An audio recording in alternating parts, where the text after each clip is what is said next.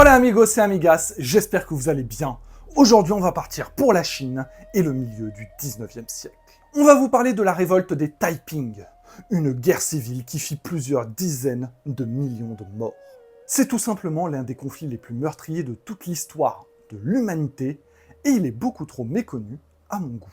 Sans compter que l'Angleterre et la France y ont mis leur grain de sel. Mais avant de commencer, on n'oublie pas de s'abonner à la chaîne, de liker la vidéo, et on y va.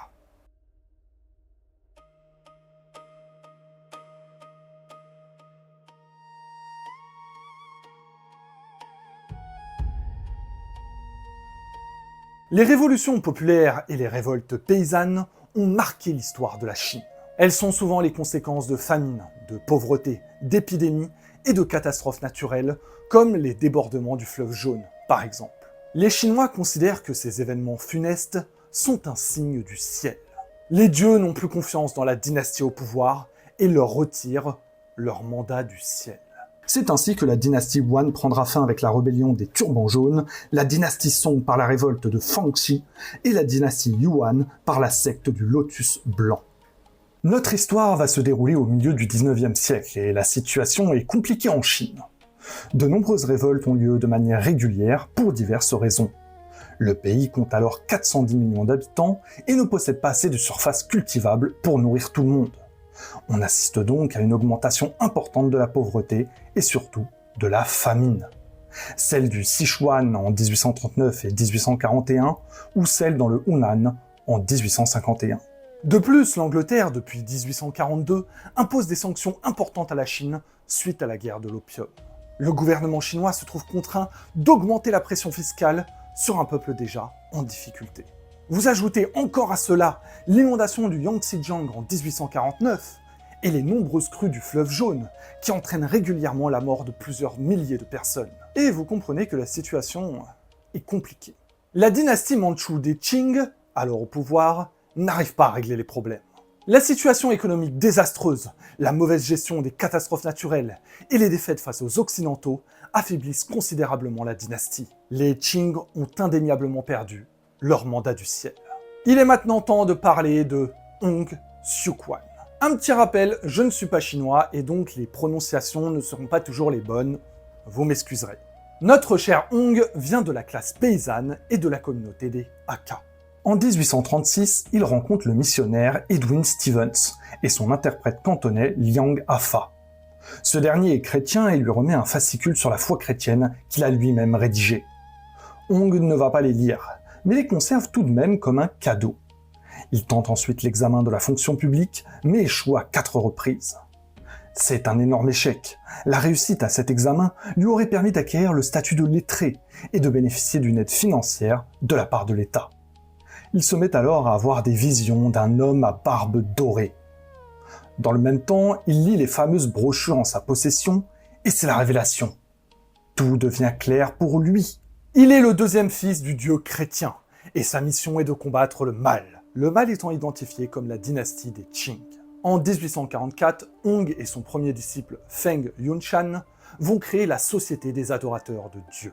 Une synthèse de l'Ancien Testament et de certains préceptes religieux chinois.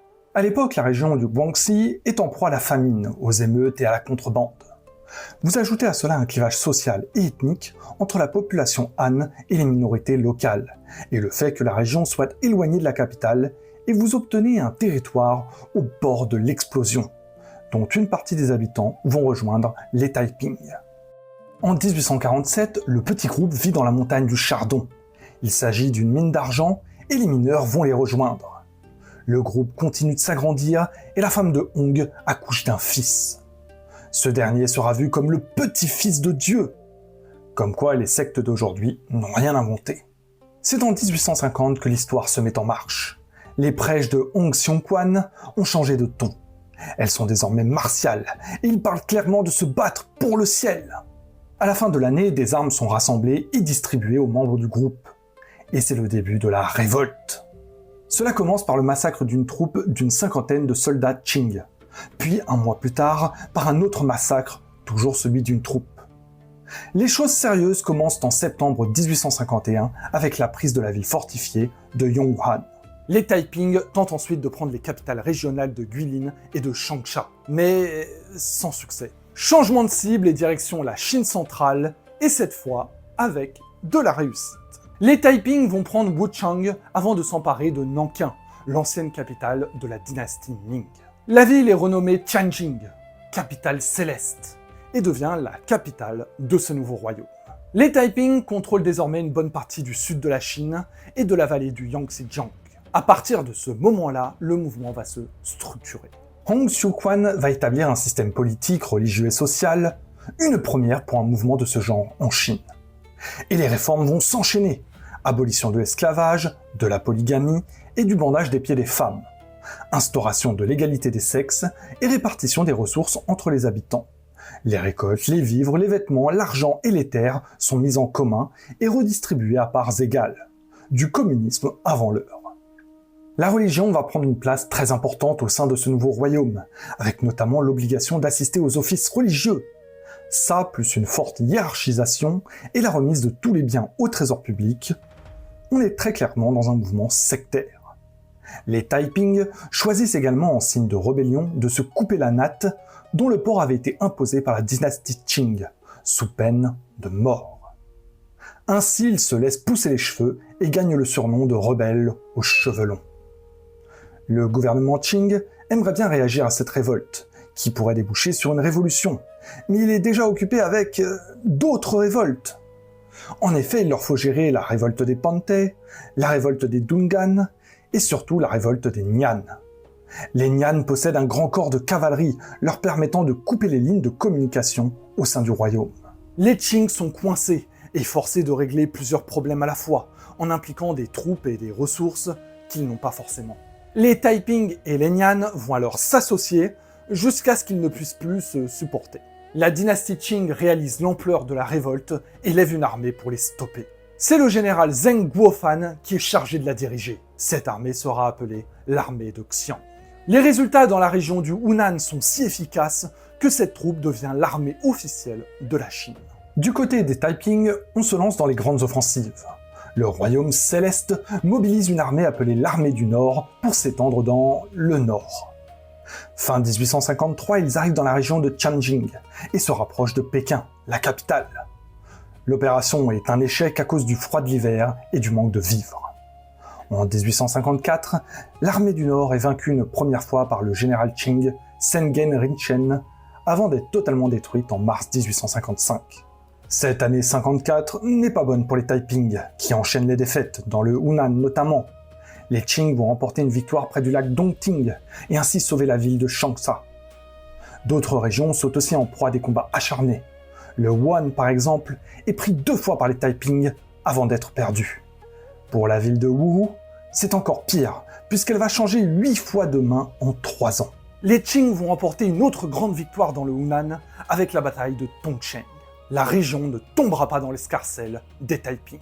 En novembre 1855, c'est Luzhu, l'une des grandes villes de la région du Sichuan, qui revient aux mains des Qing après 22 mois de siège.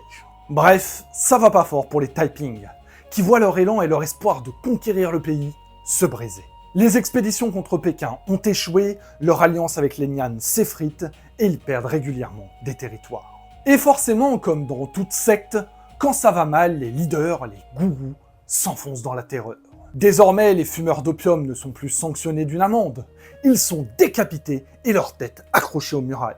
L'un des généraux Taiping, Xiao Shaogui, va même ordonner la mort de ses propres parents, pour la simple raison qu'ils vivent ensemble. Et oui, c'était interdit pour les hommes et les femmes de se fréquenter, même lorsqu'ils étaient mariés. Le problème, c'est que les dirigeants, Hong Xiuquan le premier, ne respectent pas ses propres préceptes, et il pratique même la polygamie. Là encore, un gourou qui n'applique pas les règles qu'il a lui-même établies, c'est un grand classique des sectes. D'ailleurs, à partir de 1853, Hong Xiuquan cesse de s'impliquer dans la politique de son royaume, et se retire dans son palais céleste. Le gouvernement Taiping est désormais géré par Yang Xiuqing, surnommé le roi de l'Est, et aussi le seigneur des 9000 ans, parce que pourquoi pas. Les dirigeants vivent désormais dans le luxe, la paysannerie n'est plus vraiment défendue, et l'égalité entre hommes et femmes ne tient plus. Ces dernières sont forcées de se marier par tirage au sort avec des hommes souvent bien plus vieux qu'elles. Plus de 1000 femmes se suicideront pour échapper à ces mariages organisés. Plus question de partager les terres entre citoyens, place à une hiérarchie très marquée. Un peu comme le communisme de l'URSS. Beaucoup de belles promesses qui évidemment s'estompent une fois les dictateurs au pouvoir. Et on a oublié un point qui pourtant va faire éclater le mouvement. Les guerres intestines, les rivalités de pouvoir. Yang Xiuqing, qui a pris le pouvoir, commence à vouloir écarter ses rivaux. Les généraux Wei Shangyi, le roi du Nord, Qing Risong et Shida Kai, le seigneur des 5000 ans, vont intervenir sur ordre du patriarche Hong Xiuquan. Ils vont tuer le nouveau leader et les troupes restées fidèles à Xiuqing seront exterminées. Je sais que c'est pas facile de s'y retrouver avec tous ces noms, mais encore un petit effort, le ménage va bientôt être fait. Shanghui et Riquan vont tenter d'assassiner Shida Kai, mais seront eux-mêmes tués sur ordre du roi céleste. En bref, c'est le bordel. Tout le monde se méfie de tout le monde, chacun choisit son camp, et cette série de meurtres que l'on appellera massacre de Tianjin va marquer le début de la fin pour les Taiping. Surtout qu'en 1857, Shida Kai, qui était devenu depuis peu le roi des côtés, va lui aussi mettre les voiles avec 100 000 hommes pour se mettre à son compte. En 1859, un homme, Hong Rengan, cousin du chef, va revitaliser le mouvement. Sauf que 2 ans plus tard, il est mis sur le côté par les 2 frères de Hong Xiuquan, Hong Renda et Hong Renfa. Toutes ces querelles ont bel et bien stoppé l'élan des Taiping. Plus question désormais d'étendre le territoire sur l'ensemble de la Chine. Il faut maintenant tenter de survivre à l'armée des Qing. Surtout qu'à partir de 1860, la dynastie au pouvoir va bénéficier d'une aide extérieure, les Occidentaux. Au départ, France et Angleterre voyaient plutôt d'un bon œil cette révolte des Taiping. Elle permettait d'affaiblir le pouvoir, alors embarqué en pleine guerre de l'opium contre ces mêmes Occidentaux. Mais une fois la guerre terminée et la difficulté de traiter avec les rebelles et leur extrémisme religieux, les alliances vont changer. En effet, les différents traités de paix accordent à la France, l'Angleterre et la Russie de grands avantages commerciaux dans le pays. L'Angleterre va clairement s'engager dans cette guerre pour plusieurs raisons. Protéger ses propres intérêts, notamment le commerce de l'opium interdit par les Taiping, mettre fin aux destructions des villes, des ports et des infrastructures en général, se réconcilier avec la dynastie des Qing et se venger du mépris avec lequel Hong Xiuquan traite les envoyés occidentaux. La goutte d'eau sera la tentative de prise de Shanghai, qui était le principal point d'accès pour le commerce international. Les commandants anglais, Frederick Townsend Ward et Charles Gordon, vont défendre efficacement la ville, bien aidés par une chute de neige qui va durer 58 heures. À croire que les cieux ne souhaitent pas la victoire des Taiping. En plus, les rebelles échouent à contrôler l'ensemble du fleuve Yangtze-Jiang, qui est pourtant l'axe central de leur royaume. Ils enchaînent les défaites, en commençant par Anqing, où ils sont vaincus par l'armée de Chiang en 1861. Puis en 1863, c'est le coup de grâce.